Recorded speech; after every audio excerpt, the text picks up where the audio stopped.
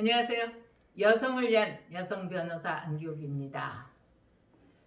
만약에 남편이요 40년, 그러니까 결혼 생활이 좀 오래되셨겠죠. 뭐 한 50년 이상, 5, 60년 된 부부인데 40년 이상 혼인 생활을 하면서 다른 여자 집에 가서 살고 있었다. 그러다가 거기서 돌아가셨어요. 이랬을 때 아내가 남편의 내연녀에 대해서 위자료 청구를 할 수 있을까요? 심정적으로는 할 수 있을 것 같죠. 그런데 어떨까요? 우리 법원에서는요. 우선 여기에서 두 가지 쟁점이 있습니다. 시효에 관한 건데요. 무슨 얘기냐면요. 우리가 부정한 행위를 원인으로 하는 이혼 소송은 2년이 지나면, 안날로부터 2년이 지나면 못하게 돼 있어요. 이혼 사유, 옛날에 부정한 행위를 했는데 지금은 너무 착실하다. 그렇지만 나 옛날에 한 것 때문에 내가 머리가 아파서 도저히 살 수가 없다. 한 5년 전, 6년 전 그거 갖고 이혼 안 된다는 거예요, 우리 법이. 근데 그거하고는 달려 이 손해배상을 청구하는 거, 이거는 일반 불법행위 손해배상하고 똑같은 시효를 적용하기 때문에 안 때로부터 3년, 그 행위가 있은 때로부터 10년이 지나면 소멸시효가 완성이 돼서요 청구를 못하게 돼 있어요. 물론 뭐 청구는 할 수 있어요. 근데 그거는 이제 상대방의 소멸시효는 항변 사유이기 때문에 상대방이 이거는 당신 3년이 아니라 이미 40년 전에 알지 않았냐? 라고 하면 그거는 못한다는 얘기죠. 그런데요, 여기서 재밌는 게요.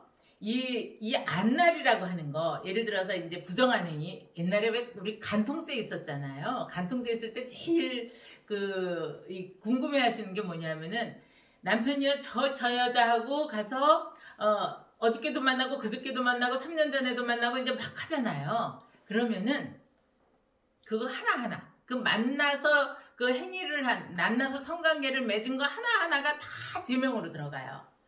그러니까 그 사실 누가 알겠어요. 근데 이제 일단은 이제 적당히 해갖고 어떤 데 보면 한 50회, 제가 한 50개는데 50번 만나서 성관계를 했다. 간통죄는 이제 성관계를 해야지만 되는 거기 때문에 그렇게 공소장 쓰는 거를 보고 야, 이러고 했는데요. 이게 이제 민법으로 넘어와서 부정한 행위를 다루는 데는 그거하고 이제 같은 건 뭐냐면 매 행위가 시작됐을 때부터 다시 시효가 진행된다는 거예요. 예를 들어서 40년 전에 이 여자가 남편하고 같이 사는 걸 알았다. 그러면 그거는 이미 37년 전에 시효가 완성된 거 아니에요? 소멸시효가. 근데 계속 지금 살고 있는 거잖아요. 돌아가실 때까지. 그렇다라고 한다면 돌아가시기 전 3년 이전 거는 시효가 지나서 청구를 못하고 그 안에 거는 청구를 할 수가 있는 거죠.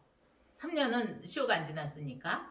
그런데 여기서 이제 법원은요, 그 3년 부분은 시효가 안 지났다라고 하는 거는 인정을 하면서 손해배상 청구는 인정을 안 해줬어요. 그 이유는 뭘까요? 이 아내가 이미 40년 전에 남편이 그 여자하고 나가서 그렇게 살림을 차리고 살고 있었다는 걸 알면서도 여지껏, 물론 이제 아내 입장에서는 뭐 여러 가지 이유가 있겠지만, 뭐 아내들이 그 바람피는 남자를 데리고 산다 그러면 좀 그렇긴 하고 방송이니까 이혼을 안 하는 이유 중에 제일 큰 거는 자식들에게 정말 아빠 없는 아이를 안 만들어주기 위한 게 제일 크죠. 그래서 이혼을 안 하고 이제 여지껏 혼자 자식을 키우고 살았는데, 그랬다 하더라도 이 아내가 이미 그 여자가 남편하고 그렇게 생활하고 있는 걸 알면서 그거에 대한 아무런 액션을 취하지 않았다면 이미 그것은 거의 유서에 가까운 거 아니냐라는 거. 그 다음에 더욱이 남편이 돌아가실 때 이 집에서 장례를 치른 게 아니고 그 내연녀가 그 가정에서 다 장례를 치르고 거기서 다 이제 뒷수발을 들었던 모양이에요. 그래서 그러한 실질 관계를 봐서 우리 법원은 이것은 손해배상 청구하기에 적절하지 않다 해서 원고 패소 판결을 내렸습니다. 이렇게 참 어떻게 보면 가슴 아프고 답답한 사연이죠. 만약에 이 아내가 남편이 돌아가시기 전에 저를 찾아왔다면요, 남편하고는 이혼을 안 하지만 그 상간녀를 상대로 손해배상이라도 해서 그 분이라도 푸셨을 텐데 왜 이렇게 늦게 이런 일을 하셨는지 모르겠습니다. 예, 오늘도 제가 또 재밌는 법률 대법원 판결을 소개해드렸고요. 궁금하신 거 또 의견 있으면 댓글 남겨주시고요. 구독, 좋아요 함께 해주세요. 감사합니다.